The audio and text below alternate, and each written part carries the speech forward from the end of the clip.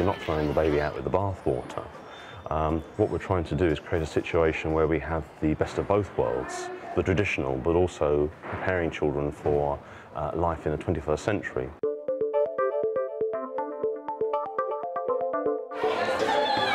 We'd visited a number of schools, as well as colleagues on the senior team having experience overseas and seeing the impact that laptops can have on teaching and learning.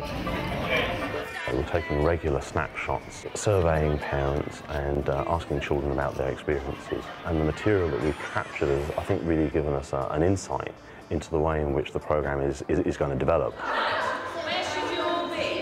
This video project has provided me with yet another opportunity to look closely at good practice and what actually makes for good teaching and learning in the classroom.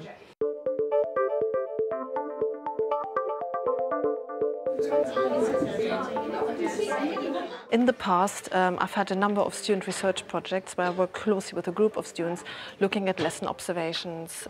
But actually being able to use the video and go into lessons and also ask some other colleagues to video part of the lesson was an entirely new beginning.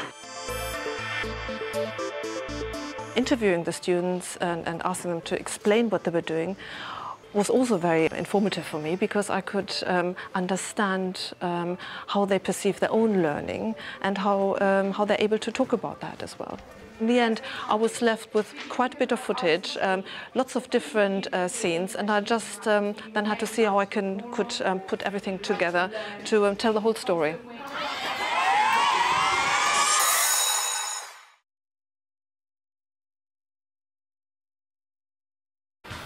Welcome to the Armwood School.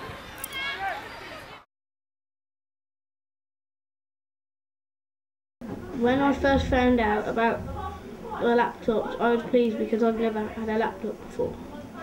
I have a computer at home, but I think laptops are better because they're portable. I don't have a laptop of my own, but there's a place in the Armwood School called Laplands, and if you don't have a laptop, you can go there to borrow one as well. And sometimes I wish I had a laptop, but at the end of the day, it doesn't really matter. With Laplands, there you can always borrow. This is my new laptop. I take it to school every day, and I use it in many lessons.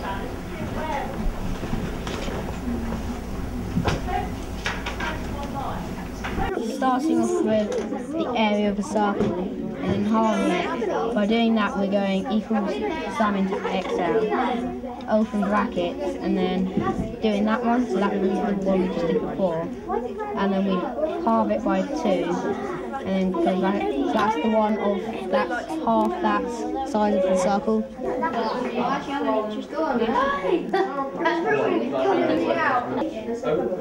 We've been doing tour guides to ancient Rome on our laptops. We've been doing PowerPoints. We've been researching on all different topics of ancient Rome. I'm doing German on my laptop, and I'm writing birthdays in German, and it's quite hard. And then you've got the number, what, 15? So what's 15 in German? 15. Up behind you if you can. 5, 10. I like using my laptop because it's got more resources than a book has. I have 3 homeworks to do at the moment. I have my French, which is to learn my French colours for a test on Monday. I have my science, which I need to complete some SATs questions for. And I also have my geography, which is to start the research for my presentation about exploring Britain. The things that I've enjoyed doing most at home on my laptop is using Audacity to do podcasts, and I made a history presentation for an audio tour to ancient Rome at the beginning of the year. I enjoyed doing that because it gave me a chance to research places in ancient Rome. This is some of my Roman tour. Hello, welcome to ancient Rome. I, Octavia Tegler, will be your guide today, taking you to all the must-see places here. To work this audio tour, you will need to know how to pause and stop it. The advantages of having a laptop at home are that if our main computer is being used, then it gives one more resource that we can use to do our homework, or if I need to finish off some work for school, then that can be done as well. Students enjoy the laptop experience. They find that they can choose the way that they answer their questions to suit them, and it gives them a greater variety of experiences across the curriculum. We try and do all our training on site. We found that's far more effective. What we do is we train up a small number of people in their key skills, and then they pass on that training within their own subject areas. Students were asked about what they'd enjoyed most using the laptops, and they'd been enjoying lessons across the curriculum, but one area where they particularly enjoyed lessons was RS, where they'd used SharePoint for discussions and wikis and blogs. Some parents aren't very comfortable using laptops and they haven't got a great deal of experience, so one challenge was, how do we support those parents? We've set up an area in school we call Lapland, and parents can ring in both inside of school hours and outside of school hours, and students can turn up and bring in their laptops if they're experiencing problems with software or hardware. At Armwood, we're particularly concerned about the digital divide. We're aware that some students have no access to technology at home, and the laptop scheme has meant that those students are able to participate fully in the scheme, picking up a laptop from Lapland and taking it to their lessons and getting fully involved, regardless of parental income.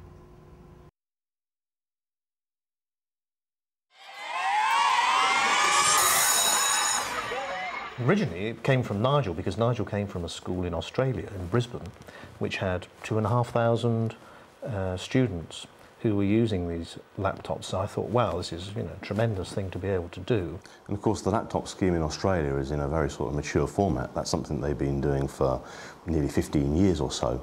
So of course that gave us the experience of knowing the stepping stones that we had to put in place so that we could make that successful over here in our own school. What are the implications for teachers in terms of redesigning their lesson plans? Well, obviously, if you have a classroom where every child has a laptop, that totally alters the dynamic of a classroom. And it creates great opportunities. It means, for a start, that your lesson doesn't actually have to be an hour long. It means that you can extend activities and children can continue to work on those at home. It allows you opportunities to build in better assessment for learning, because tasks can be marked and the results sent back to children immediately. And all of that has to be planned for. It also means that your classroom can be far more interactive, multimedia based, allowing children to work at their own pace. I would confirm that this is actually something I did observe during the research. Teachers were very creative about the way they planned their lessons, and I would say that the best practice also evolved through teachers working together, exchanging experiences, and I think far from students being completely just glued to their laptops, they actually take initiative of their own learning. They present their work on the whiteboard, they talk about what they have produced, they can create their own pieces. Okay, right.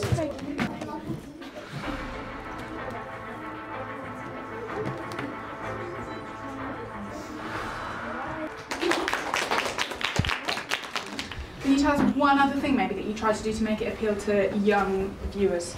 Oh, I don't really know. Go on, help her out. It gets really fast and well, not old people, but older people could get kind of bored with it and just lose interest, whereas young people are kind of like flashy, quick images. Yeah. So how does the video research project fit into the scheme of things? It fits in very well. It complements our wider vision, which is to take forward how the new technologies can enhance adult learning, because if they are taking the laptops home, obviously it's a family resource, so that adults can watch children learning, but also we are looking at using higher education providers, local providers for adult packages, so that they are able to enhance their own use of technology to improve their own learning and a lifelong learning approach.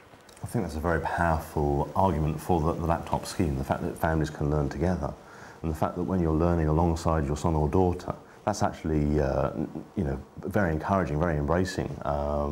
There's very little threat to that. I think it's a fascinating exercise in a very intensive period of consultation with parents. For some parents it polarised clearly opinion, where some people thought it was always going to be doomed to failure because of the technical problems, potentially of children carrying expensive pieces of kit backwards and forwards from school, and none of those have come to fruition. And so we're able to assure parents just on a basic health and safety, but also for them to tell us about some of the things that they've discovered in the at-home learning, and to feed that back so that we can enhance what we're doing in the classroom at school. Also, I think it encourages the students to talk about the learning at home, to maybe teach their parents, teach their grandparents, and just talk about what they've been doing at school on the laptops, which reinforces what they will have learned at school. The things that I've enjoyed doing most at home on my laptop is using Audacity to do podcasts, and I made a history presentation for an audio tour to ancient Rome at the beginning of the year. I enjoyed doing that because it gave me a chance to research places in ancient Rome. We do encourage sensible risk-taking and allow colleagues the space to do that, providing it has an outcome that is very tangible, that can be measured, and that we can hand on heart say, this is going to benefit young people, and in our particular case, families within our catchment. If we're not serious about what we're doing, and this programme making a difference to young people, then we may as well use our energies in another way. But I think what will really swing it is when we have the students' voice and the students' opinions on our side, the students saying, yes, we enjoy using the laptops, yes. we learn better, and when students develop a real dialogue amongst themselves about their learning, what they enjoy, and I think that would make a big difference, because that would convince anybody who's still got any doubts about the project, whether that is worthwhile. The students are real advocates for the scheme. And actually what they're saying is, we're real advocates for learning at the Arnwood School. And in time what will happen is the laptops will be forgotten. That will just be the tool that they use in every classroom situation, and it will be as natural for them to get out their laptop and produce a podcast as it would have been 5 years ago to reach into their pencil case and draw on a graph on a piece of graph paper.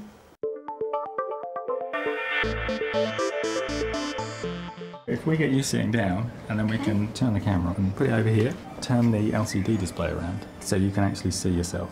Okay. Okay. You can get the students to ident the footage, get them to wave at camera every time they start a new day, and get them to tell you their name and give you the day they're actually recording on. So, Alex, you can think about what you're going to say before you get there, and get the things you want to talk about near you, so that you can actually bring them into the shot. The other option that Alex can do is move the camera. So you want to talk about your laptop. Then you could pick up the camera, that's it. Then you could actually film your laptop. You could be saying, this is the work I'm doing. Put it back to the position where you know you're going to be able to see yourself. There you go. And then you continue. It makes it clear to me how important it is for the students to be well organised. I think that should help us very much to get suitable footage. That's great.